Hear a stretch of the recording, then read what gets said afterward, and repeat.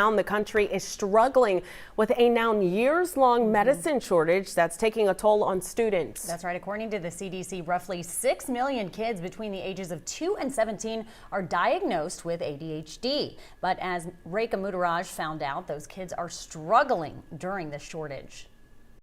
Ryan Simpson says his empathetic and extroverted son Peter had to start his first week of 7th grade without the medication he needs to treat his ADHD. I can tell he's run down. The pills Peter needs to improve his impulse control and help him follow through with tasks have intermittently been out of stock. In fact, it's been a problem for almost a year. You call around all these other pharmacies, you call the local chain pharmacies, and they say, oh, it's on national backorder. When are you going to get it? Well, we don't know. We have no idea. In the fall of 2022, the FDA announced a shortage of Adderall specifically, but the pandemic created the perfect storm that led to the shortage of almost all ADHD medications, including manufacturing delays, supply chain problems, and tight ingredient supplies.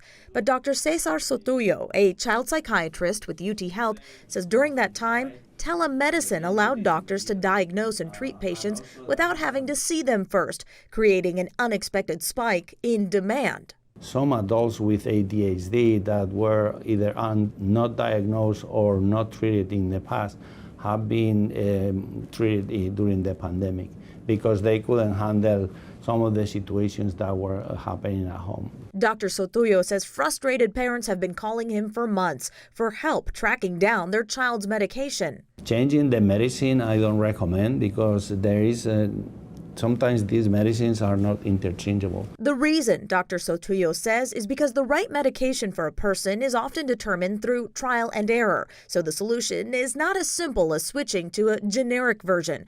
Parents like Simpson know this firsthand. How crucial is it for your son to have the right medications? He's kind of a different kid. When he was on the other medications, he would just get so frustrated and he'd get down into this frustration spiral and not be able to get out of it. Dr. Sotuyo says going without medication, even for a short time, can have devastating effects. Depression and depressive symptoms are very, very prevalent in kids with ADHD. Many times they think they're stupid, they think they can't do it. And once that inability to finish things or to do all his tasks come back, that has a big impact. Reka Mudaraj, KHOU 11 News.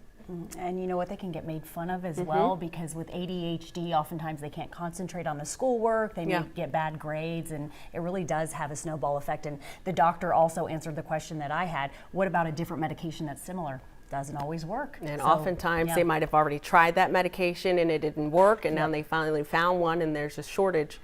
Hopefully they get it worked out quickly. Yep.